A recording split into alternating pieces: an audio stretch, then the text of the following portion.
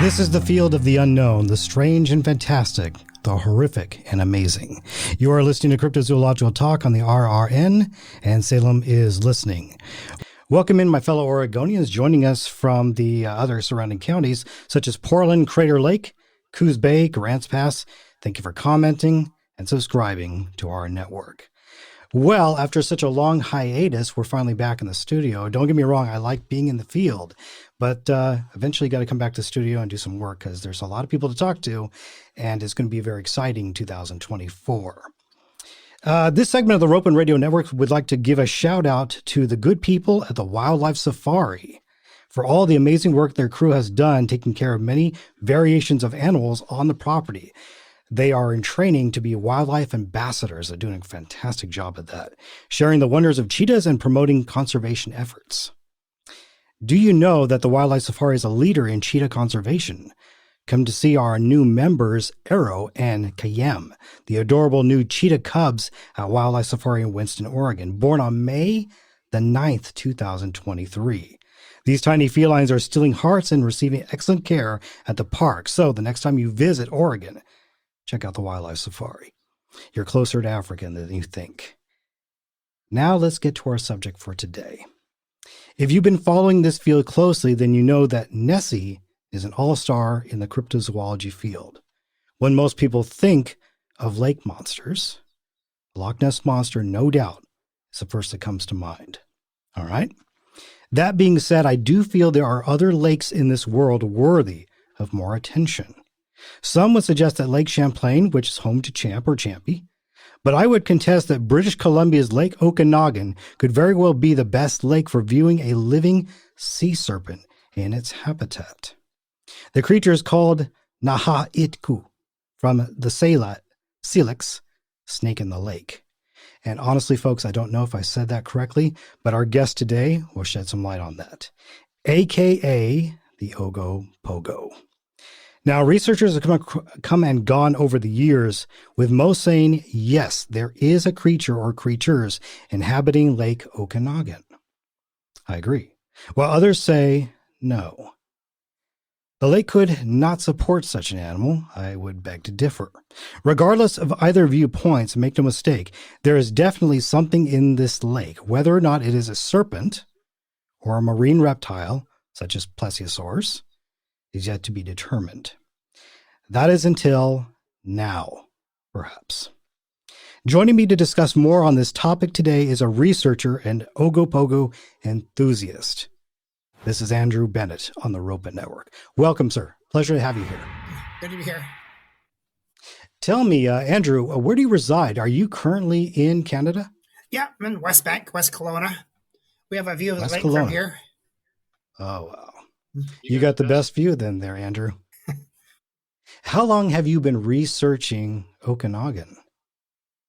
Well, basically, it's kind of started when I was about 15 years old. Went down the beach, and there's this underwater shelf and a crevice, underwater crevice. And there was this log-like thing there about 15 feet long. And I just stared at it for a minute, and I thought, oh, I better move in case it comes to life if it's not a log. 15 years old. Fast forward, in 2008, was able to buy some kayaks. So first thing I did was go down there and then take pictures with those underwater disposable cameras. So I just put it beside my kayak under the water and click lots of pictures just straight below this underwater shelf. It's 30 feet down, under 5 feet of water on the shelf, and then 30 feet down. And I looked at those negatives. It was about June, a year later. This is interesting. So I scanned the negatives into my computer here, and I thought, oh, that looks like a log. And I looked closely. It looks like there's a rock beside the log, a diagonal, triangle shaped rock. And then I looked closer. No. That's a flipper. And this is Ogopogo. Oh, boy. Yeah. Wow. So at 15 years of age, you had your first sighting of this creature. Yeah, correct. Beforehand, I'm guessing you've heard about the legends. I mean, it goes back pretty far. Oh, yeah. My dad used to tease me about that. Yep. As a young kid. Yeah.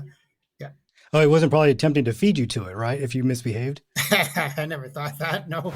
Yeah.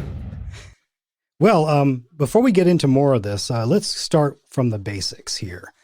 And I think the most important thing for a lot of people to understand is the history of the creature and the native lore surrounding these areas. I look at the information I have. How does a legend like Ogopogo start? Well, it starts with sightings of something unexplainable. Over the past several centuries, countless people have claimed to have seen what they believe to be an Ogopogo. In modern times, there have been several photos taken of this anomaly. All these reports certainly lend credence to this so-called legend. I think legends are important, and I know that these are not my exact words, but there are those who are skeptical of these creatures in these lakes. I do think it's a legend. I don't think it's a myth. Okay. Scientists have put forth the theory that unlike the world-renowned Loch Ness Monster, nicknamed Nessie, the Lake Okanagan resident is probably a form of primitive whale, Basilosaurus cetoides, which tallies almost exactly with the log-like descriptions by people who claim to have seen it. Andrews would fit into that, log-like. The legend is such a large part of British Columbia folklore that the Canadian government even issued an Ogopogo postal stamp in the 1990s. How about that?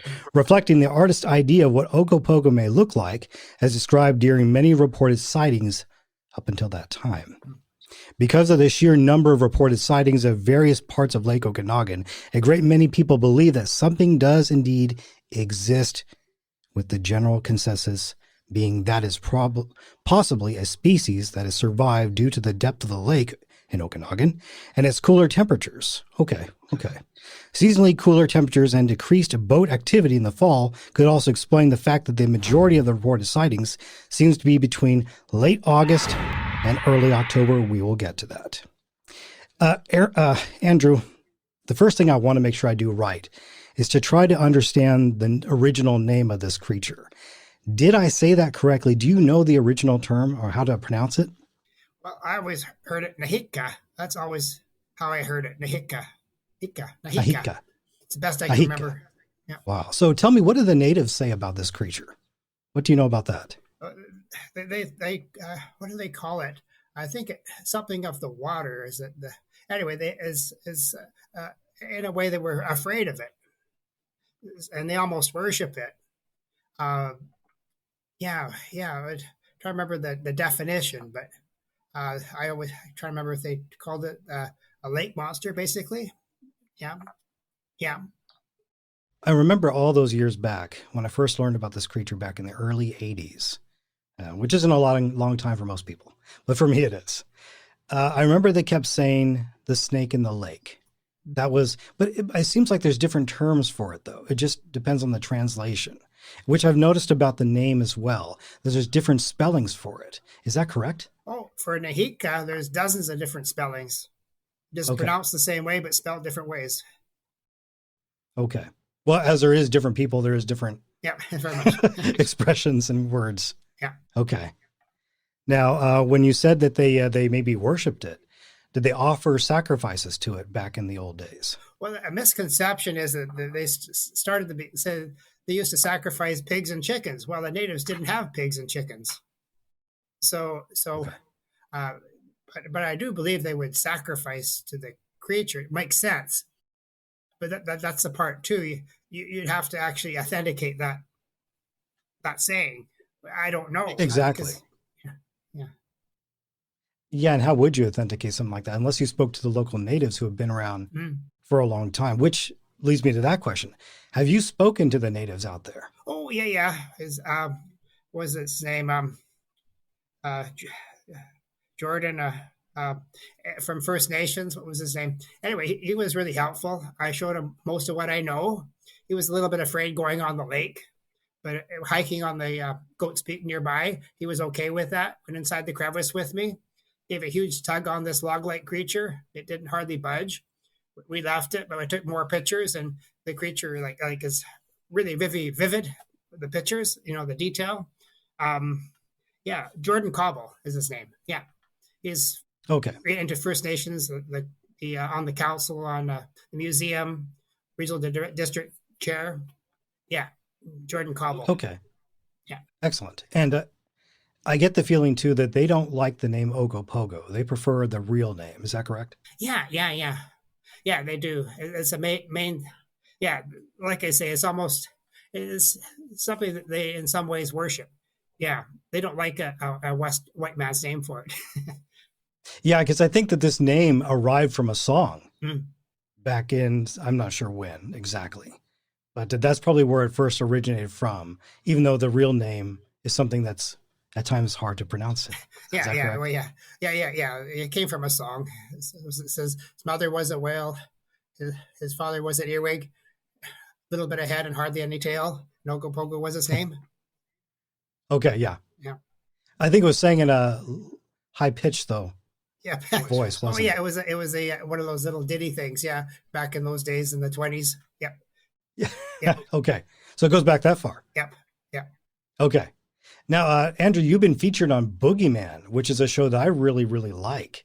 In many ways, folks, Boogeyman is better than Monster Quest because they don't spend a lot of time on trying to prove that it exists. They want to really show you the eyewitness testimonies and the researchers, which I think is important for these kind of shows. Monster Quest is great, but at times they tend to go really, really scientific, try to see if they can capture something, and they miss more interaction, I believe, with the eyewitnesses and the researchers such as Andrew. Tell us your webpage so the viewers can see for themselves. Okay. So it's a bit of a private page, but you can have access to it. So it's sunnyokanagan.com/Ogopogo/save Ogopogo today.html. And the important part is the 8 links near the top. And there's pages filled with pictures of Ogopogo and the creek right here at the horse farm. I work for my parents' farm. The Powers Creek goes through in the bridge. And you look over the bridge now and then, you'll see little sticks. And some of these sticks are little Ogopogos. But you'd have to have a picture of it to really look at it in detail. My favorite is a stick is about maybe 14 or 12 inches long. And you have a time lapse between about 3 seconds. And the third second, you can see a white eye come out of the little stick. This is really cool. And a little leaf float into its mouth. Yeah, I was like, wow. And then the details. I took at least maybe 8 or more pictures of this stick on my webpage. You'll see it. And one place you can see the outline. It looks like a whole bunch of crocodile teeth. Yeah, so it's interesting. Yeah, just right there in the Powers Creek, which we will get to a little bit later. We'll get into your research as well. When I think a little bit more about this creature, according to what has been put out there decades back about it potentially being an aggressive creature, I'm not seeing that. Most of the time I've spoke to people who have had rather peaceful encounters, unlike something over on Bear Lake in Utah. But it doesn't strike me as a ferocious creature, but maybe something that's kind of observing or is interested in human interaction. If a person was in the lake, that's what it's coming across to me. It doesn't seem like something that's quite aggressive. What's your thoughts on that? Well, one time back about 2001 in September, I was leading a Boy Scout group down to see the pictographs. They got a ticket. Everybody paid $10 to go for the Heritage Park. Anyway, so coming back, we go to the rock circles on the way back, and there's 2 rock circles, and there's like 20 Boy Scouts, and then we see a little baby Ogopogo run. It looks like a salamander, and the kids chased it and said, "Hey, a salamander!" And then the next thing, one of the young kids come up here to the leader. They had 2 leaders, and there's a huge lizard up here. So he went up, about 50 feet just up the shale, had a look, and came back. He said, "We're going to get out of here now." Fast forward, if the creature was really dangerous, it would do something. Right there, a huge lizard didn't do a thing, even with its young, a young little Ogopogo about 14 inches long. It still didn't do anything to us. You said some of them are about 3 feet around, but 100 feet in length. Well, yeah, I was kayaking there. Okay, so anyway, taking pictures, I could feel just underneath my kayak a little bit of a tipping motion from this creature, because there was at least two big Ogopogos there with the heads just below the surface, log-like, and they were tipping my kayak just a little bit. So I just paddled away. That was all. Wow. Yeah. Gosh, Andrew, it seems to me that there's a good chance that more and more people could have an experience with this creature, more so than in Loch Ness or in Lake Champlain. That's just my personal thought. But you being on the lake, who've done a lot of research there, it seems like you've had some good experiences. But are they separated by years? I mean, large amount of years from these sightings or these personal encounters? Oh, kind of, because I went away from West Bank for a bit. Went to the private school and went to Vancouver, come back. Like I say, in 2008, was able to get some kayaks and go down to the beach and reinvestigate, because I had not had dropped the subject for so many years. But the first thing I when I got a kayak was go down there and reinvestigate in 2008. So there was a time lapse. Before that, I didn't have that much information. Okay. Well, let's go into some of these variants of what people think this could potentially be. As I mentioned, are we talking about a serpentine creature of some sort, a serpent? Or are we talking about maybe some of the most popular ideas, such as a plesiosaurus, elasmosaurus, tylosaurus, or basilosaurus, which Ken Gerhardt believes is kind of like a mammal, a sea whale of some sort, but more prehistoric creature. First described in 1834, it was the first no, I'm going to butcher this word. I'm not going to even say it. And prehistoric whale known to science. The first prehistoric whale known to science is the Basilosaurus. And the Basilosaurus are supposed to be a family of extinct primitive whales, were first discovered in Alabama, but have since been found in every continent, including Antarctica. The name Basilosaurus means king lizard, a result of the first specimen being mistaken for a large reptile by its discoverer, but no record of them being found near Lake Okanagan. But that doesn't mean we couldn't find a fossil or something like that eventually down the road. So when you look at the different kind of creatures that some people kind of allude to when it comes to lake monsters, surely plesiosaurs are very well known, but this isn't a plesiosaur. No. If it's more described as a serpent creature, I have a hard time believing it's any of those two, Elasmosaurus and plesiosaur. Exactly. Because you're going to have something that sticks its neck out of the water. Yeah. This thing has been described as a big serpent. Yeah. And I don't really see any records of them poking out a long neck with a big head. Except for maybe Bill Stusiak's images, if you've seen of his on Ogopogo Quest, I think, or something like that, his website. One, yeah. Have you ever spoken to Bill? Oh, yeah, we had lunch one time. Yeah. Okay. Yeah. Does he still research? I haven't heard for a bit. He was interviewed a little while ago, a few years ago, and I haven't heard anything since. Maybe 2 species in the lake. Yeah. Maybe 2. Like, for example, when I went down the road here towards the lake to the beach, out in front of me about this time of year, about 8 years ago or more, I saw this dome come up, like a black dome, about 3 inches, 2 or 3 inches, about 18 inches wide, just up and down. Oh, that's his head. Well, then, okay. So, and I've seen it since then too, just below the surface. And then years ago, when we were first getting married, I went with some of our American friends on July the 4th, I went kayaking down towards Summerland. Anyway, we just got to the wharf, and there's this rolling carpet, like a green carpet rolling, and it had to be 6 or 7 feet around, and it just rolled, and then like a black line, and then submerged. Again, that's different than the log lake Ogopogos. There may be 2 different ones. Yeah. I agree. Yeah, and you said 6 to 7 feet around? Well, yeah, something like that. Maybe 3 or 4, but basically it was just rolling like a carpet, a green carpet, and then comes the black edge of it, and it just vanishes, submerges and vanishes. Had to be about maybe 6 feet in length that I saw, but just like this belly of this thing, some 3 or 4 feet around, just rolling like a green carpet. Yeah, so that's different than the log shape. It is, and that's a That's really big. Yeah. I would say. Yeah. In round. Well, the beach was deserted, so nobody was there. So that's maybe how come it happened. Let's talk about the diets here. What can you tell me about the lake? What kind of fish are in this particular lake? Is there lots of variations? Oh, yeah. You have trout, you have kokanee, you have suckers.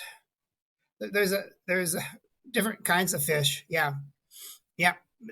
Yeah. I'm not sure. Okay. For example, when the kokanee would run, I would guess the Ogopogo might be near the outflow of a creek and might catch some of the kokanee coming in. Just a guess. The other one, too, is they eat seagulls. So Paul LeBond in UBC, I'm not sure if he's alive anymore, he documented the Cadborosaurus. Cadborosaurus, yeah. He said there was records of sightings of it leaping out of the water and eating seagulls. So on my page, you'll see this story of my Uncle Jeff Tozer. He's about maybe 14 or so at the time, canoeing down by the mouth of Mission Creek. And there's lots of seagulls there. They're trying to catch some fish. And then the seagulls go straight up, and this Ogopogo head, neck, all like maybe more than 20 feet, goes straight up and catches the seagull and down again. So there you have the same diet, the Cadborosaurus, the same creature on the west coast, Ogopogo here eating seagulls. Andrew, tell me about the significance of Squally Point and Rattlesnake Island. It seems to be the most spots where these sightings take place, or maybe that it could be a possible home for Ogopogo. Tell me about that. That was a good one. Yeah, I was there just a few years ago on a boat with their family. It was terrific. I went to Rattlesnake Island, Squally Point. Yeah. Anyway, it's very, very deep, the water. There's stories about that place, too. Yeah. Oh, boy. What to say? Well, yeah. Squally Point. Okay, yeah. There was a video. You'll see it if you go to the Beachland Museum. It's just a video of a scuba diver, and there's a hole in the ground, maybe 3 feet wide or something. And he's approaching this hole, and suddenly there's dust everywhere. Something comes racing out of the hole. It's underwater, and he loses contact with the scuba diver for about 5 minutes.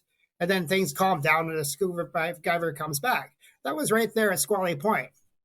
And so another one where the underwater shelf is, I have a picture of this Ogopogo inside one of these holes, maybe 14 feet down in the water. In the ground, there's a hole about maybe 2 feet wide, and you see the head sticking out. So all the creature would have to do is somehow fill that hole, and with its camouflage, like chameleon-like skin that is so much like the bottom of the lake, it would just fill the hole, and you wouldn't even know it was there. Anyway, so fast forward. That's right there by Squally Point, like a hole in the bottom of the lake, must be down by about 50 feet or something. And the creature goes down there to I don't know, to hide or to live. Anyway, the scuba diver, if you go to the museum, you'll see the video at Beachside Museum. And the poor scuba diver is scared out of his wits. And, and 5 minutes later, things calms down and he comes back up. Lastly, before we decide to take a break here, would you say that is true? The best time to see this creature is between August and September, or August and October of the summer months? Actually, yeah, I would call the summer months. So probably from about April to October, the summer months. Okay, even in April. Yeah, like most of my sightings have been just by taking pictures. So like I said, the one time I seen it was in January, just going out the gate here down to the lake, 50 feet out in the water. This is in January, and his head comes up and down. I would think any time of lake time of the year you can see it. Yeah, and I will say that's where it gets exciting, because there's new information here about Ogopogo that I definitely think is worth looking into, folks. We'll talk more about that when we come back, but first let's take a quick break, give a shout out to some local businesses. You are listening to Cryptozoological Talk on the RRN, Ropen Radio Network. We'll be right back with Andrew Bennett. Hi, I'm Crystal Jordan of the Ropen Radio Network. The RRN is a proud sponsor of the Wildlife Safari, which began as the vision and dream of one man, Frank Hart. It was Hart's goal to create a facility in the Pacific Northwest that would work to save rare and endangered species from all around the world. Wildlife Safari boasts one of the top cheetah breeding research centers on Earth. It is the #1 cheetah breeding facility outside of Africa and #2 on the planet. Take a trip past the incredibly inspiring African elephants. Dare yourself to end your journey with a trip through a carnivore loop featuring Wildlife Safari's top cheetah breeding grounds and ferocious Sumatran tigers. So the next time you plan your vacation, be sure to stop at the Wildlife Safari located in beautiful Southern Oregon. You are closer to Africa than you think. Hello, I'm Carl Ball, founder and director of the Creation Evidence Museum in Glen Rose, Texas. We are a 501c3 chartered educational, scientific, research, and religious entity. Our objective is to retrieve by international research, to excavate by direct participation, to research information that describes the truth about the entire cosmos. Our purpose is then to preserve those, to display those, and to disseminate those. From time to time, I have as guests certified scientists that will give you vital, intriguing information, and hopefully you'll return again and again. Welcome to our Creation Evidence Museum. Your exclusive home for cryptozoological talk, the RRN, Salem, Oregon. Let's seek the truth.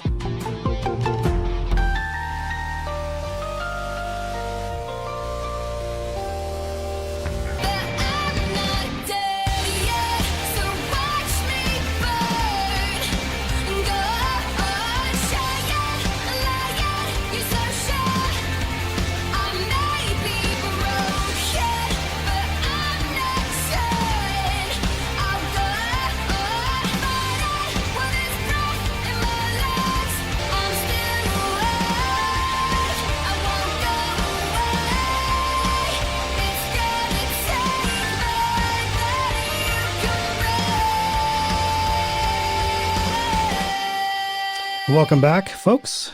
You're listening to the RRN, Ropen Radio Network, broadcasting from the heart of Oregon.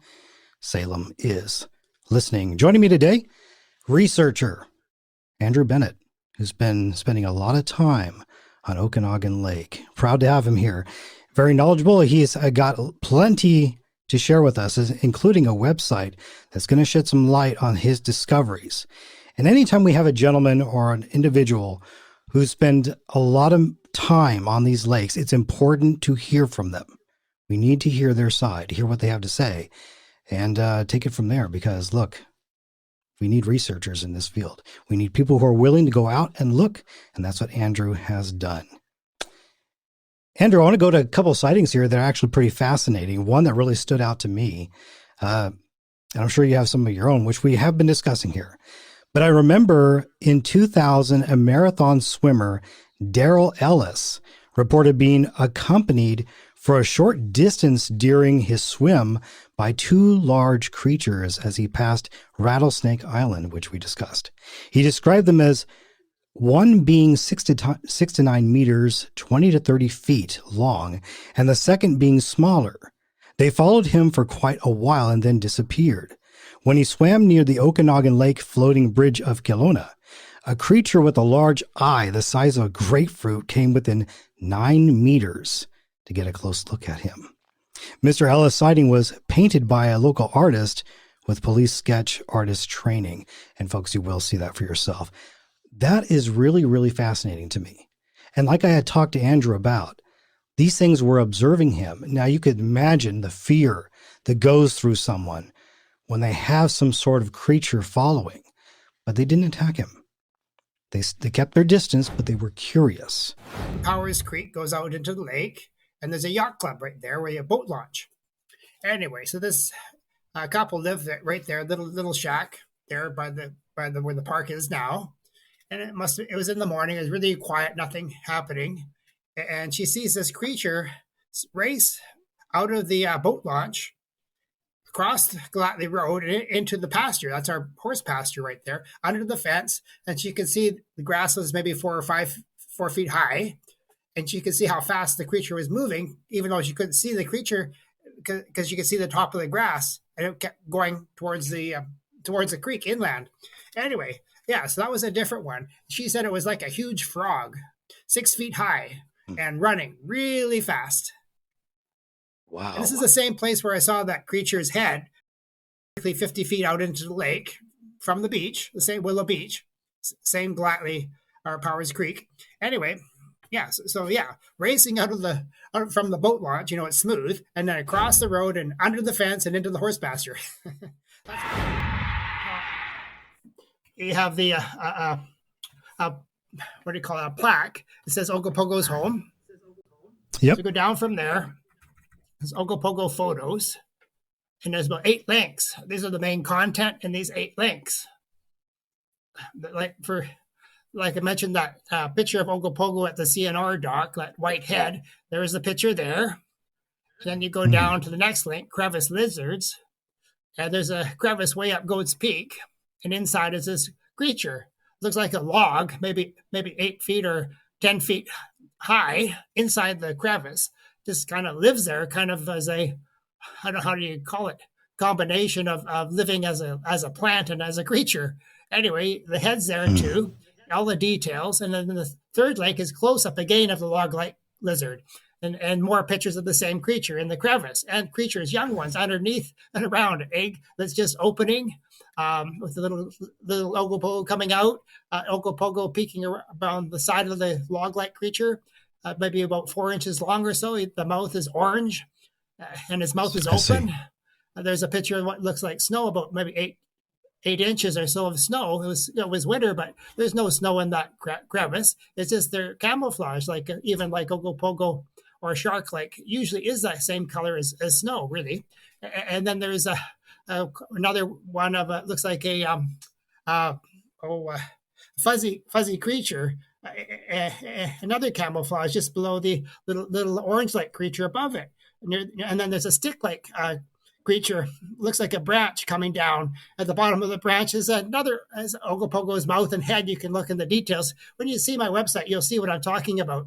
Anyway, and even a branch going across this Ogopogo log. It just looked like a branch. I took pictures of it. Then if you look at my pictures, this branch is actually has an eye in it. And it's actually a creature, and the camouflage is so perfect. You would swear that branch was a branch. But then you can see that white eye, or not, that's kind of more of an orange or yellow eye. It's like a dinosaur, but the camouflage, perfect in every way. And then basically the only evidence I had was the pictures, because when I got there, everything scattered away, everything left. But and these are on film, so there's no doctoring of any of the pictures. And then the very top of this log, at the very, very top, you can see the creature's head, its eyes, its mouth, and its tongue sticking out. This is, really, really interesting. Then go down the next one, the fourth link, rock circle. And the rock circles, there's 2 of them. It's all in the park now. It's called the Goats Peak Regional District Park. And you'll see this, what I mentioned, this orange-like creature is the same one as I saw back there in 2001, this 14-inch or so, the baby Ogopogo running, exactly the same as a creature in the crevice. And you'll see the two rock circles. And the second rock circle is interesting because it's under a fir tree. And there's this black, what do you call it? Looks like a bat or something. And you look closer, it's different than any kind of bat. It's like a baby Ogopogo, and there's these black wings on it. And that could be a process of metamorphosis where this Ogopogo learns how to fly. And it's only maybe 4 inches or so big of this little object. And you can see it all zoomed in. You'll see the stripes. It looks like a caterpillar in some ways. And you can see a tail. It's got a little forked tail and the wings, so the kind of a bluish, blackish rings. And you can see the nostrils, the eyes. It's all there in the picture, and I enlarge it quite a bit so you can see what I'm talking about. Anyway, that's the rock circle. Now we go. No, I didn't do anything that way. Basically, the pictures are mostly film on camera, most of them, and so the other thing you can do is you can scan in the film, so sure. You can see the negative. So most of your old scanners, if you had them from a few years ago, they had a strip on the back of it. You can slide your film in. And when you scan a negative, you can zoom in and see a lot more detail than you can in the picture. Okay. Yeah, so I didn't take it to any... Running short on time here. I want to wrap this up with this last and final question. All these images are fantastic.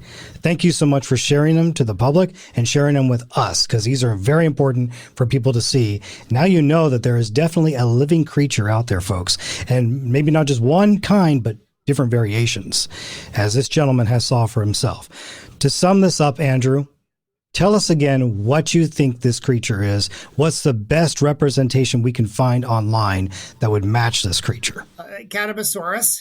It's been seen on the even in the California. The head would just stick up and watch people. In the lake, the same thing. 1880, the ranch by the. They saw Ogopogo. They're building a wharf to move a house down the lake. 1880.